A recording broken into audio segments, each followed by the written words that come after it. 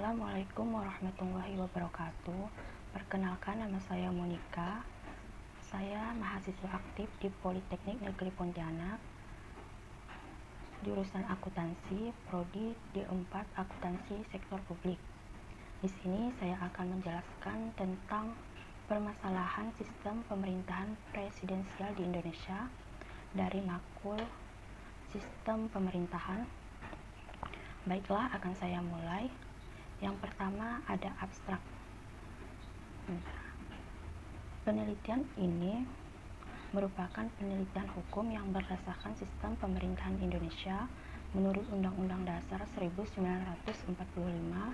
Indonesia merupakan negara demokrasi yang menerapkan sistem pemerintahan presidensial yang mempunyai bentuk pemerintahan republik konstitusional di mana ada pembagian kekuasaan di dalam pemerintahan, yaitu eksekutif, legislatif, dan yudikatif.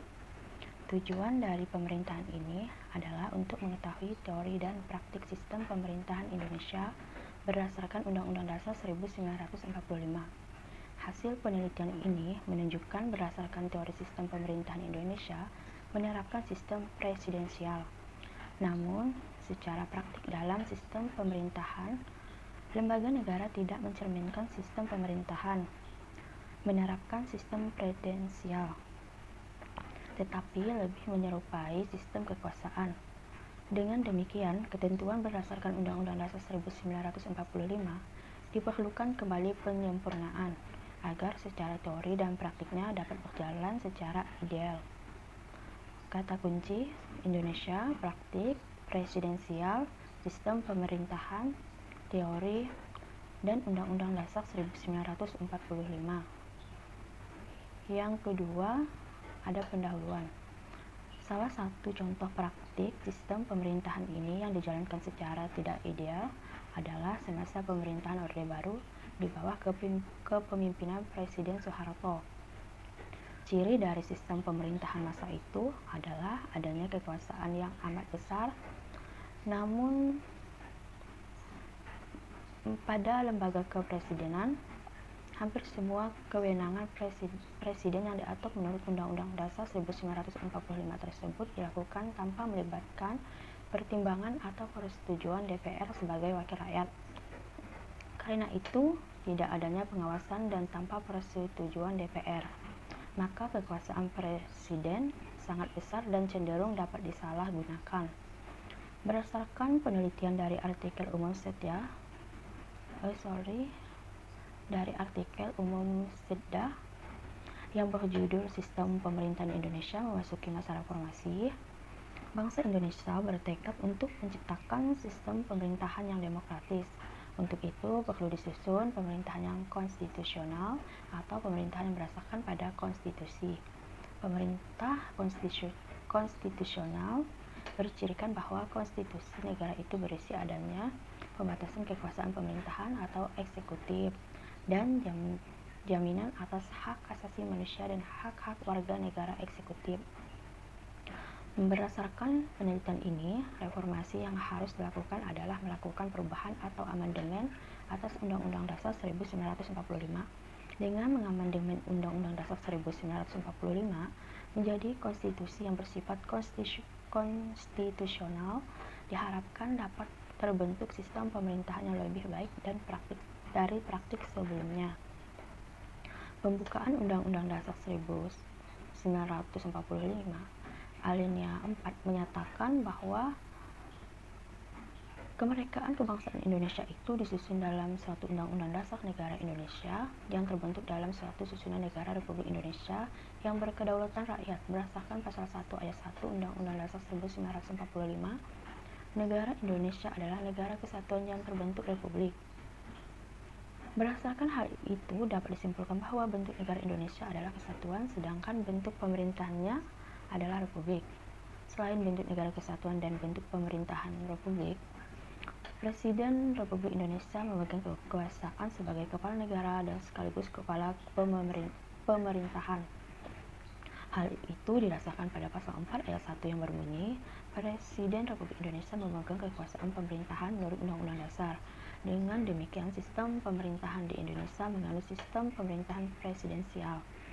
Berdasarkan penelitian dari artikel umum Setda yang berjudul Sistem Pemerintahan Indonesia pada tahun 2014, istilah sistem pemerintahan berasal dari gabungan dua kata sistem dan pemerintahan. Kata sistem merupakan terjemahan dari kata sistem yang berarti susunan, tatanan, jaringan, atau cara, sedangkan pemerintahan berasal dari kata pemerintah yang berasal dari kata perintah. Kata-kata itu berarti perintah adalah perkataan yang bermakna menyuruh melakukan sesuatu. Pemerintah adalah kekuasaan yang memerintah suatu wilayah, daerah, atau negara, dan pemerintahan adalah perbuatan yang memerintah suatu wilayah adalah perbuatan, cara, hal, urusan dalam memerintah. Maka dalam arti yang luas, pemerintahan adalah perbuatan memerintah yang dilakukan oleh badan-badan legislatif, eksekutif, dan yudikatif di suatu negara dalam rangka mencapai tujuan penyelenggaraan negara. Dalam arti yang sempit, pemerintahan adalah perbuatan memerintah yang dilakukan oleh badan eksekutif beserta jajarannya dalam rangka mencapai tujuan penyelenggaraan negara. Sistem pemerintahan diartikan sebagai suatu tatanan utuh yang terdiri atas berbagai komponen pemerintahan yang bekerja saling bergantungan dan mempengaruhi dalam pencapaian tujuan dan fungsi pemerintahan. Ketiga, ada fokus masalah. Yang pertama, bagaimana teori sistem pemerintahan presidensial di Indonesia? Yang kedua, bagaimana praktik sistemnya? Yang ketiga, apa permasalahan sistem presidensial di Indonesia? Yang keempat, bagaimana memperbaiki sistem presidensial di Indonesia agar berjalan ideal? 4. Metode penelitian.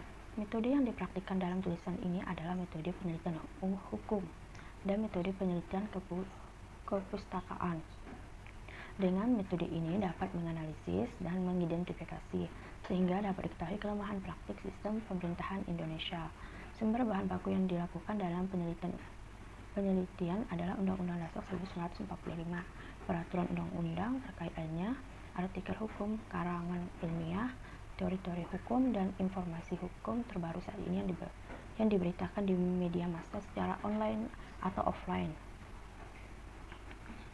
Yang kelima, hasil penelitian dan pembahasan.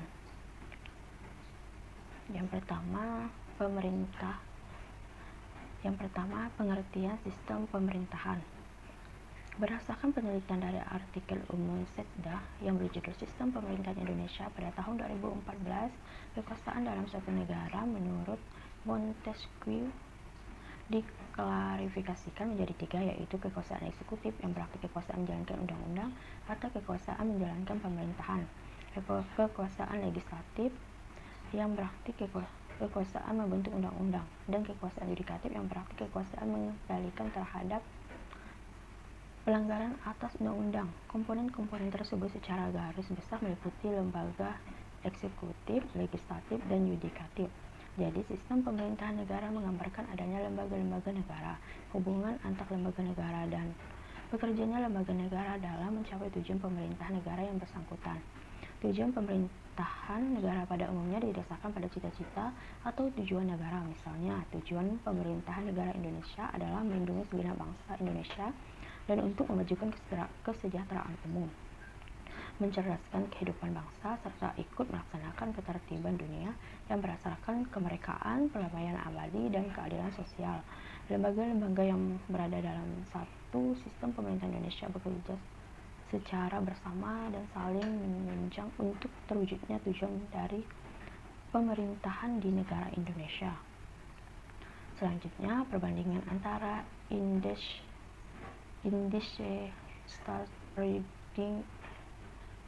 State Regime dengan Undang-Undang Dasar 1945. Secara umum telah diyakini bahwa sistem pemerintahan Indonesia menurut Undang-Undang Dasar 1945 itu adalah sistem presidensial berdasarkan penelitian dari artikel umum Setda yang berjudul Sistem Pemerintahan Indonesia pada tahun 2014. Keyakinan ini secara yuridis sama sekali tidak berdasar. Tidak ada dasar argumentasi yang jelas atas keyakinan ini. Apabila diteliti kembali struktur dan sejarah penyusunan Undang-Undang Dasar 1945, maka tampaklah bahwa sebenarnya sistem pemerintahan yang dianut oleh Undang-Undang Dasar 1945 itu adalah sistem campuran. Namun, sistem campuran ini bukan campuran antara sistem presidensial model Amerika Serikat dan sistem parlementer model Inggris. Sistem campuran yang dianut oleh Undang-Undang Dasar 1945 adalah sistem pemerintahan campuran model Industrial Staatsregeling atau konstitusi kolonial Hindia Belanda. Dengan sistem pemerintahan ini, semua lembaga negara kecuali Majelis Permusyawaratan Rakyat atau MPR merupakan turunan langsung dari lembaga-lembaga pemerintahan Hindia Belanda dahulu yang berkembang melalui pengalaman sejarahnya sendiri sejak zaman VOC. Sementara itu, sesuai dengan keterangan Muhammad Yamin pada tahun 1971 yang tidak lain adalah pengusulnya, MPR itu dibentuk dengan mengikuti lembaga negara Uni Soviet yang disebut Soviet tertinggi. Secara ringkas, maka apabila lembaga-lembaga pemerintahan Hindia Belanda menurut Industrial Staatsregeling dan lembaga-lembaga negara Indonesia menurut Undang-Undang Dasar 1945 tersebut disejajarkan, maka akan tampak sebagai berikut.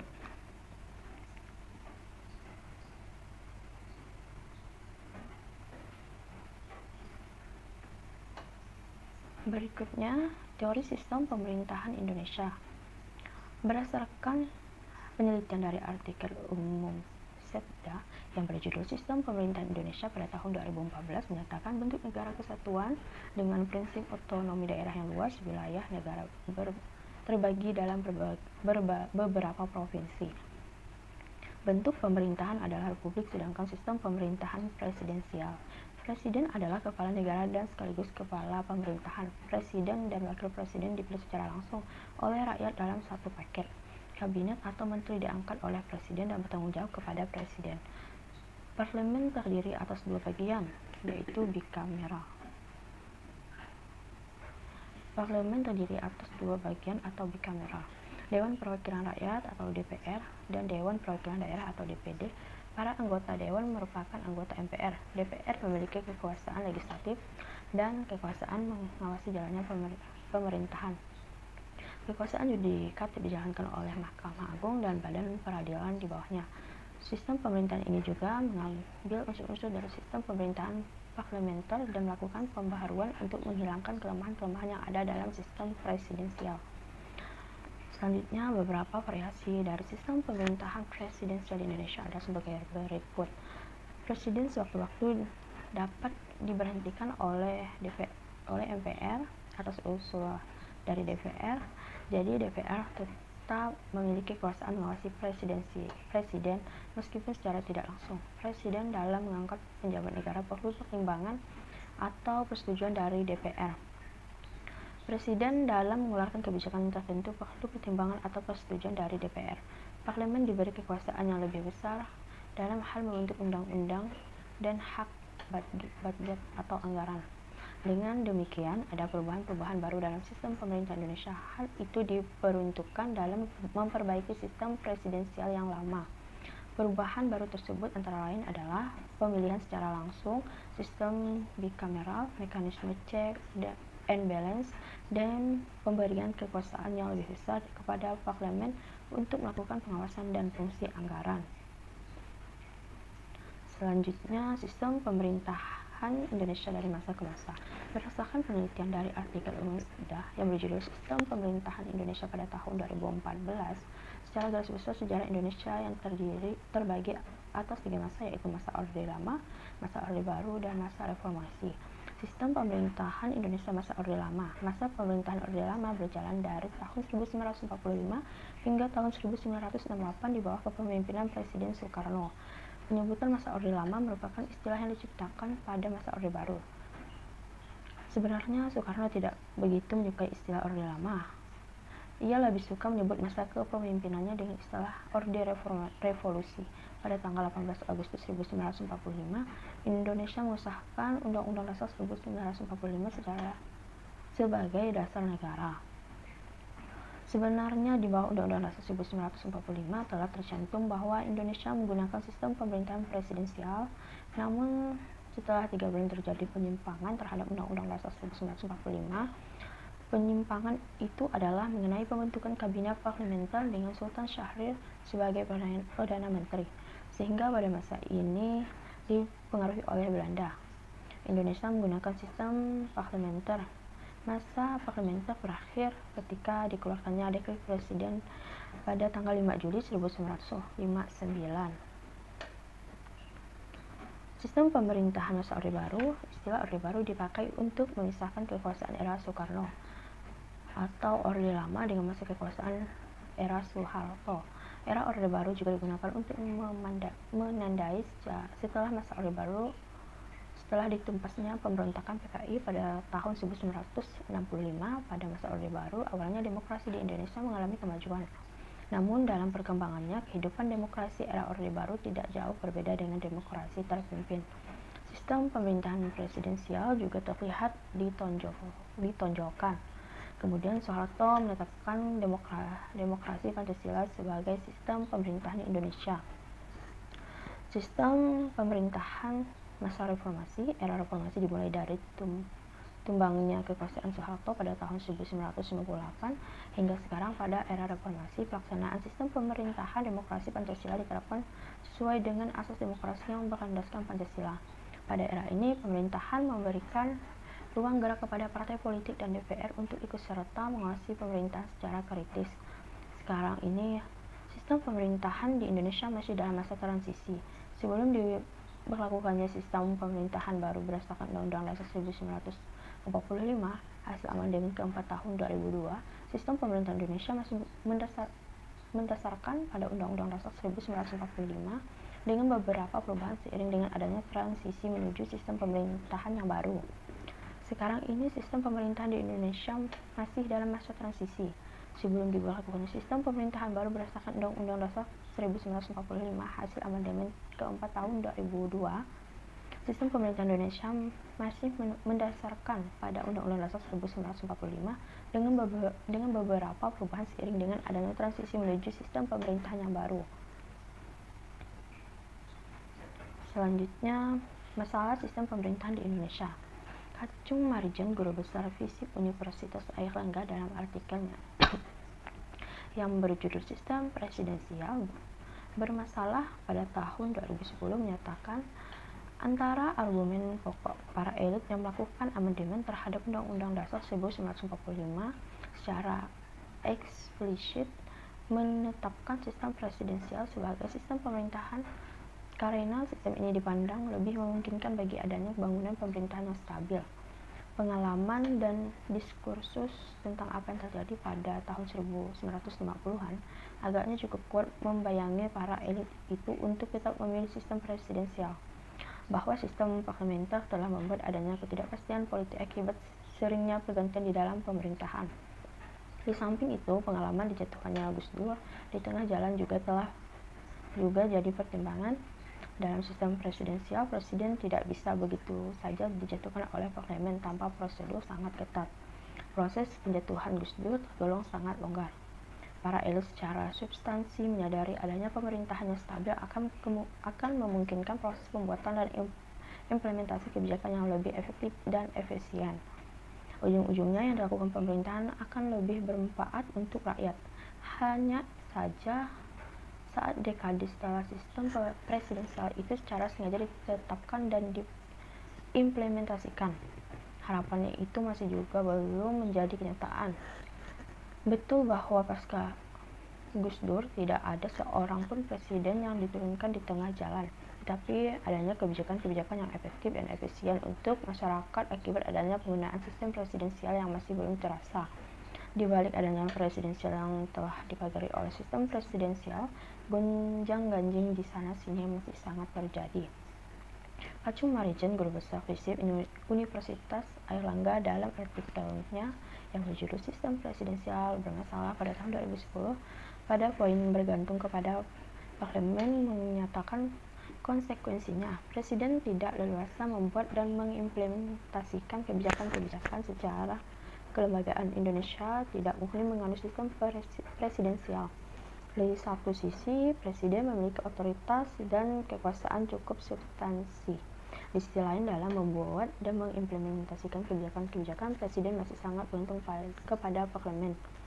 Konsekuensinya, Presiden terpilih harus mengikuti alur pikir sistem parlementer dalam membentuk dan menjalankan roda pemerintahan. Karena bergantung kepada parlemen, Presiden merasa harus membangun koalisi dengan partai-partai yang memiliki kekuasaan di parlemen.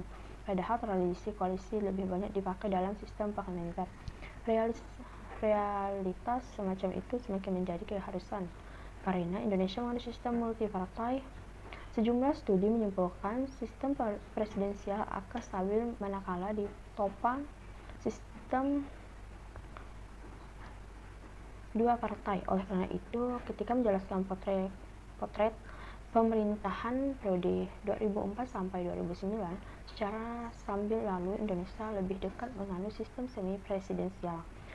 Susilo Bambang Yudhoyono yang memiliki tingkat elektabilitas tinggi bertindak sebagai presiden dan Yusuf Kala yang mengendalikan parlemen sebagai perdana menteri. Upaya mengatasi masalah semacam itu secara kelembagaan telah dicoba, di antaranya adalah melalui upaya menyederhanakan sistem kepartaian, baik melalui electoral threshold maupun melalui parliamentary threshold. Namun, upaya semacam ini tidak membawa hasil yang berarti. Indonesia masih tetap menganut sistem multipartai. Upaya semacam itu bisa lebih mungkin dilakukan kalau threshold yang diberlakukan di atas kisaran 10% atau bahkan 15%. Namun upaya semacam itu sering dianggap tidak ramah terhadap demokrasi karena mengabaikan faktor tentang kemajemukan masyarakat yang memang kuat di Indonesia, sehingga tingkat keterwakilan politik sangat berkurang. Permasalahan semacam itu semakin mengemuka karena secara politik Indonesia pasca Orde Baru memang telah mengarah pada situasi fragmented state di dalam negara. Demikian, kekuasaan juga ke banyak kelompok dan aktor, termasuk adanya penyebaran kekuasaan ke daerah-daerah.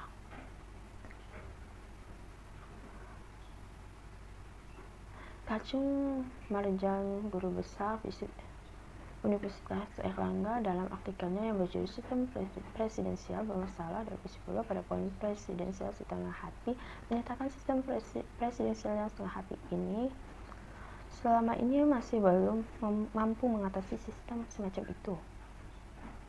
Kebijakan-kebijakan yang telah dibuat oleh Presiden misalnya hanya telah melahirkan penolakan dari lawan-lawan politiknya, tetapi juga telah melahirkan penolakan dari daerah. Padahal agar suatu pemerintahan berjalan efektif dan efisien dibutuhkan sejumlah persyaratan. Pertama, proses pembuatan keputusan dilakukan dalam waktu yang lebih cepat. Kedua, adanya birokrasi yang memiliki kemampuan untuk mengimplementasikan keputusan melalui misalnya adanya koordinasi baik secara vertikal maupun horizontal. Dalam kondisi semacam itu memang tidak mudah, harus mulai dari masa desain perbaikan dilakukan. Secara empiris, masyarakat Indonesia yang plural memang lebih cocok menganut sistem parlementer. Akan tetapi, mengingat adanya keinginan kuat untuk membangun pemerintahan yang demokratis dan stabil sekaligus, dipakailah sistem presidensial yang setengah hati itu.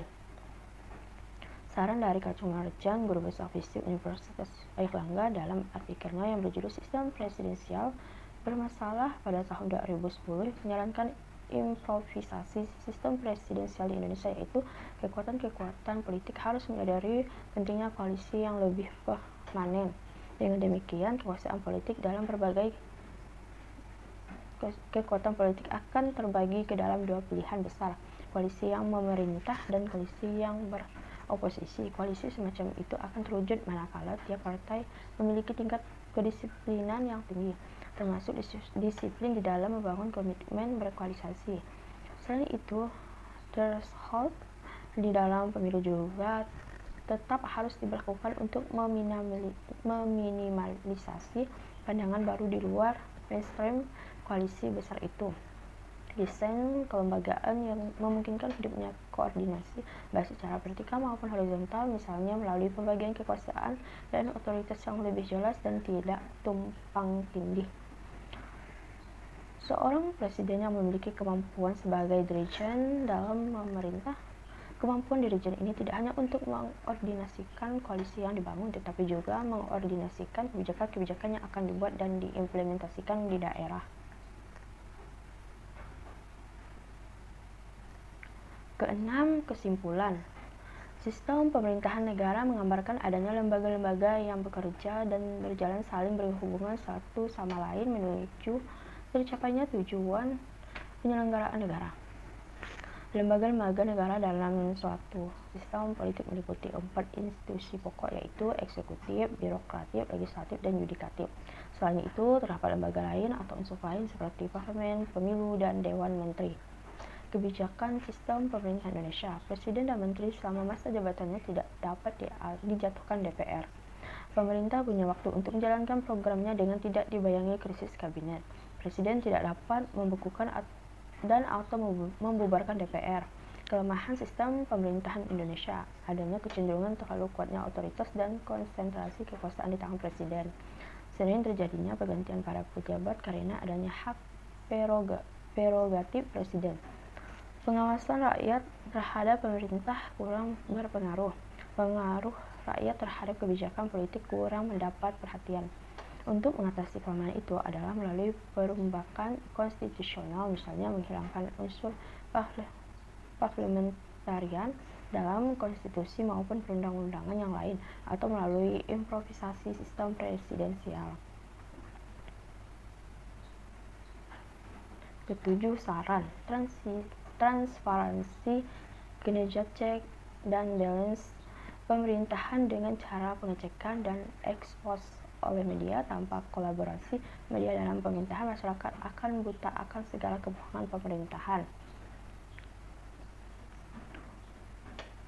Sekian penjelasan dari saya, mohon maaf jika banyak kekurangan. Saya akhiri. Assalamualaikum warahmatullahi wabarakatuh.